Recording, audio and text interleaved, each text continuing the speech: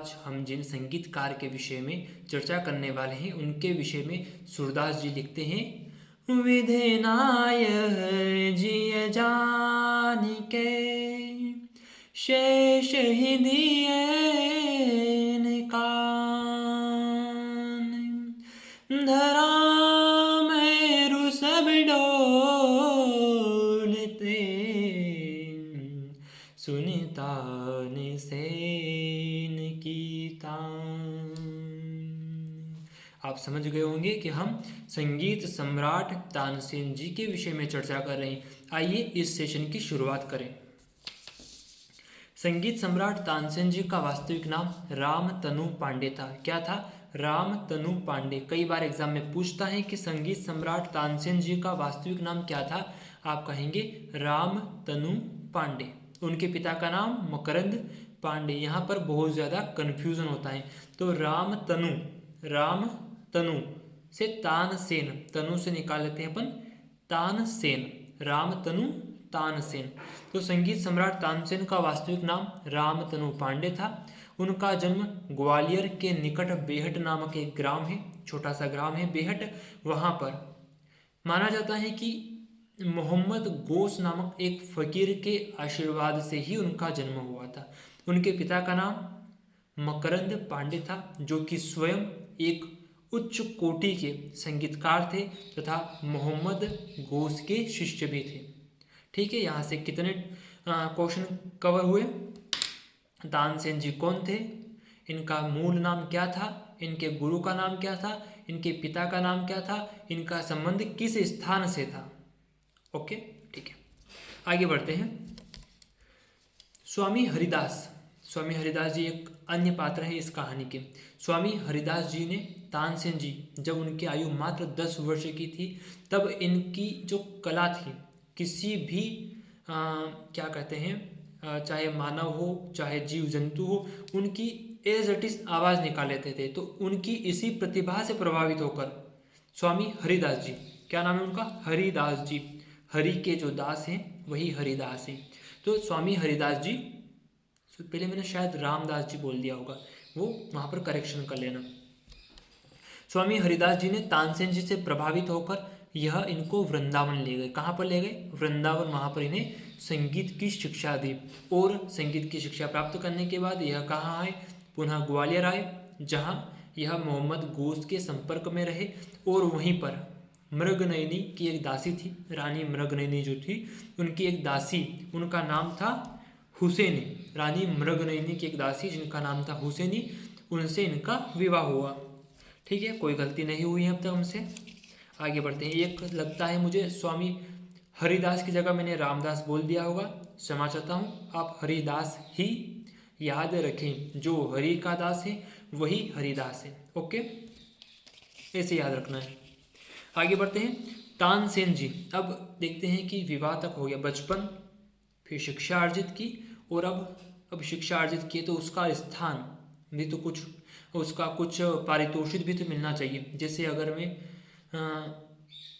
Exam दे रहा हूँ PSC, MPPSC की, तो चाहूँगा कि मेरा सिलेक्शन होगा, सैलरी मिले, एक पद मिले। तो अब इन्हें कहाँ कहाँ कौन कौन से पद मिले, किन किन दरबारों में यह रहे, यह जानते हैं। पहले तो यह ग्वालियर में रहे, फिर आगे देखते हैं। शेर शाह सूरी के पुत्र दौलत खां के आश्रय में रहे। शेर शाह सूरी के पुत्र दौलत खां के आश्रय में रहे। वहाँ से यह रीवा, जिसे हम भथा भी कहते हैं, भालू का, था थाली का, रीवा अर्थात भथा के राजा रामचंद्र जी के दरबार में रहे। और वहाँ से फिर यह अकबर के दरबार में चले गए। अकबर के दरबार में चले गए, वहाँ अकबर ने इन्हें पूर्ण सम्मान दिया, नवरत्नों में शामिल किया, और कहते हैं कि इनको अकबर ने ही मियाँ की उपाधि दी है। मियाँ की उपाधि, क्वेश्चन अगर पूछता है कि मियाँ की उपाधि तानसेन जी को किसने दी, आप कहेंगे अकबर ने दी। ठीक है, सम्राट या जो भी आप कहें। तो हमने देख लिया, रीवा के राजा रामचंद्र जी, शेर शाह सूरी के पुत्र दौलत खां, नवरत्नों में शामिल, मियाँ की उपाधि। ओके, आगे बढ़ते हैं। तानसेन अब संगीतकार थे, और एक संगीतकार, जैसे मुझे बांसुरी बजाना पसंद है, बांसुरी बजाता भी अच्छा हूँ, कभी आपको बजा कर दिखाऊंगा। लेकिन अब अगर संगीतकार है तो एक राग होती है, मैं अब गा के नहीं बताऊंगा आपको।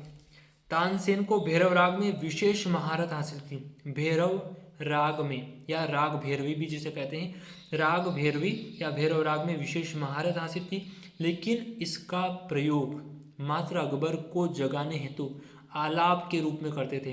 किसके रूप में? आलाप के रूप में राग भैरवी का उपयोग किया जाता था। और कौन करता था? तानसेन जी। ओके, यह पॉइंट भी क्लियर हुआ। दरबार में सदैव इन्होंने दरबारी राग ही गाया। दरबार में बैठे हैं तो दरबारी राग ही गाएंगे। ओके, तो इन्होंने दरबार में दरबारी राग ही गाया। दूसरा है कि अकबर के आग्रह पर दीपक राग, अब ये एक नया राग है दीपक राग। ऐसा राग जिसके गाने से दीपक जल उठे उसे कहते हैं दीपक राग। दरबार में इन्होंने सदैव दरबारी राग गाया, लेकिन एक बार इन्होंने अकबर के आग्रह पर दीपक राग गाया जिससे दीपक जल उठे, लेकिन पूर्ण स्वरचन के कारण इनकी देह भी जल गई और जिसके कारण इनकी मृत्यु हो गई। तो इनकी मृत्यु का मूल कारण क्या था? दीपक राग किसके आग्रह पर गाया? अकबर के आग्रह पर गाया। ठीक है, हालांकि अकबर का आशय ऐसा नहीं था कि इनको मरवाना है, लेकिन फिर भी उन्होंने चाहा कि एक बार देखे तो सही कि राग से, संगीत से कैसे दीपक जल उठते हैं। उन्होंने देखा और पाया कि हमने अपने नवरत्नों में से एक को खो दिया है। आगे बढ़ते हैं। दरबारी कान्हड़ राग तानसेन इतनी कुशलता से गाते थे कि इसे मियाँ की राग कहा जाने लगा। दरबारी जो कान्हड़ राग होता है, कान्हा जी कहते हैं ना, कान्हा जी, कान्हड़, दरबारी कान्हड़ राग तानसेन जी इतनी कुशलता से गाते थे कि इसे मियाँ की राग कहने जाने लगा। मियाँ की राग। ओके, आगे बढ़ते हैं। इनके प्रमुख रचनाएं कौन कौन सी हैं उनको देख लेते हैं। तो ध्रुपद धमार, यह भी एग्जाम के लिहाज से बहुत इंपॉर्टेंट है। ध्रुपद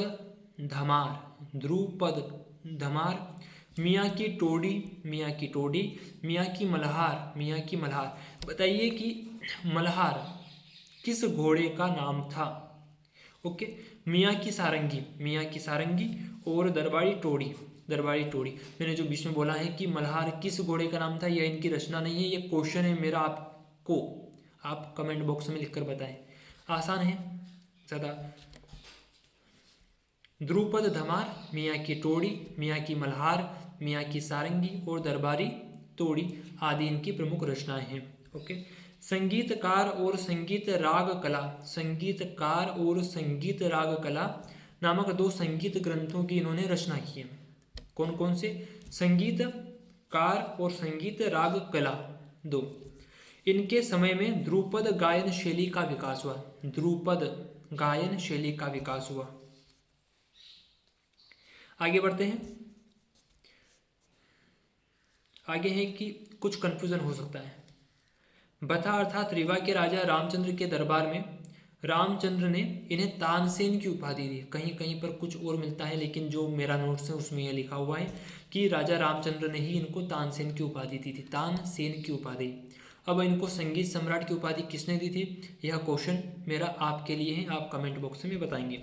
मेरा उद्देश्य यह नहीं है कि आपको अधूरी जानकारी दूँ, मेरा उद्देश्य यह है कि आप भी सर्च करें, ताकि आपको ऐसा ना लगे कि यार सब कुछ परोसा दिया जा रहा है और आप केवल उसको खाने का काम कर रहे हैं। आप जब गूगल पे सर्च करेंगे तो एक चीज़ को सर्च करेंगे और वहाँ से 2 चीज़ पाएंगे, यानी नॉलेज में वैल्यू एडिशन आपका ही होगा। यही मेरा उद्देश्य है। अगला है कि शास्त्रीय संगीत में उनके योगदान को चिर जीवंत यानी अनंत काल तक उनको याद रखा जाए, इसके लिए चिर जीवंत रखने के लिए मध्य प्रदेश सरकार द्वारा 1980 में तानसेन सम्मान एवं तानसेन समारोह दोनों का आयोजन अर्थात शुरुआत की गई। कौन कौन सा? 1980 में तानसेन सम्मान और तानसेन समारोह। सम्मान में क्या देते हैं? या तो माला पहना देंगे, बता रहा हूँ, वो अलग हमने पढ़ाया है पहले कि सम्मान में कौन कौन सा है, ठीक है, कितनी राशि दी जाती है वो वगैरह आप वहाँ पर जाके देख लीजिए, और समारोह भी हमने पढ़ा दिया है। तो इनके योगदान को याद रखने के लिए और भावी पीढ़ी इनके बारे में जान सके, इनको ना भूले, और अपनी संस्कृति को चिर जीवंत रखने के लिए मध्य प्रदेश सरकार ने इनके सम्मान में 1980 में तानसेन सम्मान और तानसेन समारोह दोनों का आयोजन का शुरुआत किया है। ठीक है, इस वीडियो में इतना ही है। और अगर देखते हैं तो ये याद रखना कि क्वेश्चन आ सकता है कि रीवा को प्राचीन काल में किस नाम से जाना जाता था। तो भथा, भ था, भ अर्थात भालू का, था अर्थात थाली का, भ था। ओके। ध्रुपद धमार, मियाँ की टोड़ी, मियाँ की सारंगी, मियाँ की मल्हार और दरबारी टोड़ी, संगीतकार, संगीत राग कला, इन शब्दों को याद रखना है। दरबारी कान्हड़, दरबारी राग, भैरवी राग या राग भैरवी, और दीपक राग, पूर्ण स्वरचन। सबसे इम्पोर्टेंट तो यह है कि तानसेन का जन्म कहाँ हुआ था, अर्थात इनका संबंध कहाँ है, इनकी समाधि कहाँ है, इनके गुरु का नाम क्या है, और मोहम्मद गोस की समाधि कहाँ है, इनके पिता का नाम क्या है, इनके बचपन का नाम क्या है। ठीक है। और अकबर ने इन्हें क्या उपाधि दी है, राजा रामचंद्र जी ने इन्हें क्या उपाधि दी है, या पूछ सकता है, उपाधि का नाम दे देगा और बता देगा कि यह अमुक उपाधि किसके द्वारा इनको दी गई है। या पूछ सकता है कि मध्य प्रदेश सरकार द्वारा इनके सम्मान में जो तानसेन सम्मान या तानसेन समारोह का आयोजन किया जाता है वह कहाँ पर किया जाता है, कितनी राशि दी जाती है और कब से इसकी शुरुआत हुई। ठीक है। इस वीडियो में इतना ही। मध्य प्रदेश के संगीतकारों के अंतर्गत हम आगे पढ़ने वाले हैं कृष्णराव पंडित, शंकर पंडित, राजा भैया पूंछ वाले, उस्ताद आमिर खां, उस्ताद अलाउद्दीन खां, उस्ताद हाफिज अली खां, नृत्य सम्राट पंडित कार्तिक राम, महाराजा चक्रधर सिंह, कुमार गंधर्व। इनके बारे में हम अगले वीडियो में चर्चा करने वाले हैं एक एक करके। इसी के साथ मुझे दीजिए इजाज़त। पढ़ते रहिए, बढ़ते रहिए। नमस्कार, धन्यवाद।